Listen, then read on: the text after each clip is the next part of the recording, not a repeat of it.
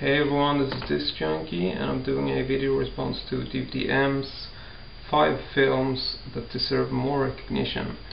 Number 1 is a movie called Dust Devil. It was directed by Richard Stanley in 1992 and it stars Robert Burke, and he plays this strange demon-like serial killer person. The thing about this movie is that I think a lot of people look at the cover and sort of go like, oh, okay, that's some kind of classic Western thing, because you know that's what I did. And I mean, if you look at the cover, you see that it looks like a Western, but it's so extremely far from it that you can't even imagine. So I think it's set in like Africa or something. Anyway, it's like a desert landscape thing, and there's this policeman, this black guy, who is set to investigate like a series of murders that's been happening. And the guy who's going around killing people is actually this strange like serial killer guy who's like a demon of some kind, and he's referred to as the Dust Devil, and he kind of goes around the countryside sort of killing people, and he like preys on the weak and like the insecure, lonely people, and like seduces them and kills them and like steals their fingers and puts them in a box. I mean, it's such an incredibly bizarre film, and it's beautifully directed. It's got the most haunting score. I mean, it's very strange David Lynchian type thing, but set in a very strange environment. And I mean, it feels like it could be like, it feels like a movie that's like really old, like an old classic, but when it was made it was so before its time. I mean, it's just very out of place and out of time, and I can't think of a single film that I've seen apart from this that would like fit into the same category, because it's so beautiful and strange and creepy and bizarre. It's just, if you want to see something different, go see Dust Devil, because it's in no way whatever the hell you thought it would be, and it's just awesome. Next up is number 2. This is a film called Running Time. It's a movie that I just stumbled upon. It's directed by Josh Becker in 1997 and stars Bruce Campbell of the Evil Dead trilogy. This movie is in black and white, and it's shot in a sort of experimental way.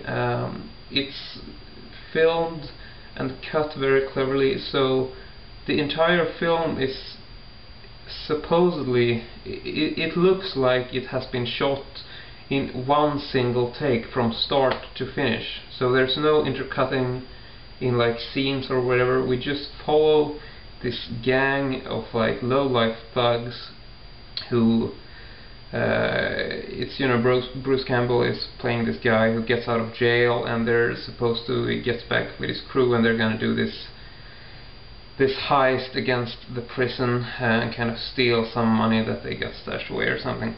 But I just think it's a brilliant example of, like, if you're interested in like cutting techniques and stuff, I think it's one of the movies you really gotta check out, because it's just, you know, like I said, it's cut to look like a single take from start to finish, and it's quite cleverly done. And I think that's one of those things that really drags you into the story, even if it's not a unique story. You know, that feeling that there's never any cutting really gives tension to it, and I think it's really cool. Number 3 on my list is Punch Drunk Love, from 2002. It was directed by Paul Thomas Anderson, and it's not a particularly unknown film, but I want to mention it because I really think that Adam Sandler, who stars in it, I'm not a major Adam Sandler fan, because you know Adam Sandler usually does Adam Sandler films, but I think that Punch Drunk Love is by far just his best performance ever. It's so unlike his typical comedies, and I mean, it's not even a comedy. It's a very, it's a strange, wonderful, beautiful drama comedy, and it's also got Emily Watson in it, and you know, Adam Sandler plays this unsecure, nervous type guy who's a salesman and sells these odd toilet plungers or whatever. But it's just it's a typical Paul Thomas Anderson film, definitely. Very quirky characters, and you know, just I love it, and Adam Sandler does such an incredible performance.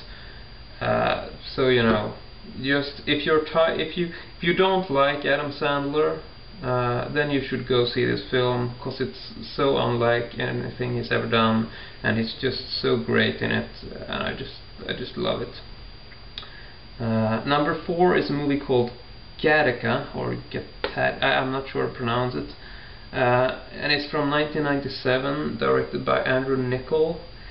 It stars Ethan Hawke, Uma Thurman, and Judd Law, and it's a science fiction that's not particularly science fiction like, you know, it's not the effects that matter. It's basically just a story set in the future, but it's not like a typical science fiction. And the thing is, in this future, the basic story, the basic idea is that when you give birth to a child, in this future you have the ability to like choose to like engineer your child, or you can, you know, sort of fix stuff like hair color and muscles, and so it's very, not in a frightening way, but just you know, like it's stuff you can do, but some people still choose to have like their, you know, to give birth in the old-fashioned way.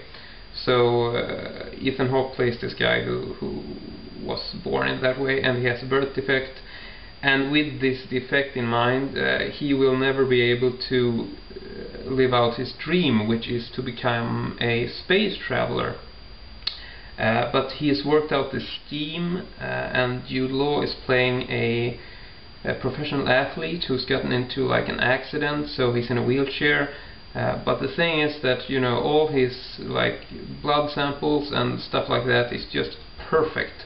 So he's worked out the scheme to help Ethan Hawke like fulfill his dream and become a space traveler. So they have, you know, in all this science fiction-y way, he like gets blood samples from him, and he like puts genetic skin on the fingertips, and so, you know, he basically steals his identity to pursue his dream, and it's an incredible story, and I think it's just a very memorable sci-fi.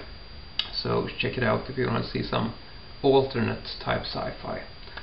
Okay, last but not least, really quickly, I want to mention Pi, directed by Darren Aronofsky in 1998.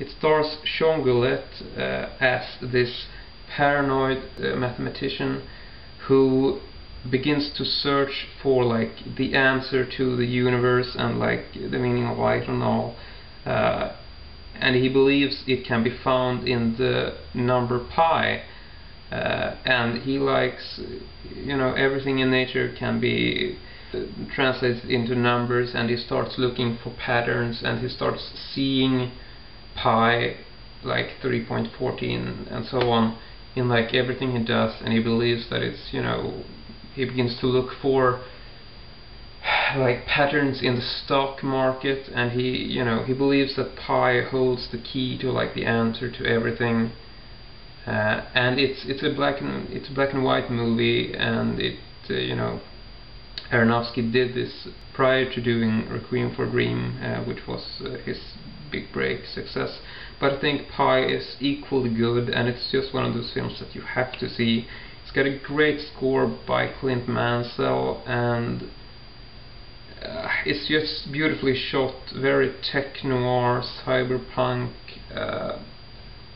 Yeah, I can't even describe it, and now I have to go. So see you all on the tube. This has been discjunkie, just for me and anyone else who's watching.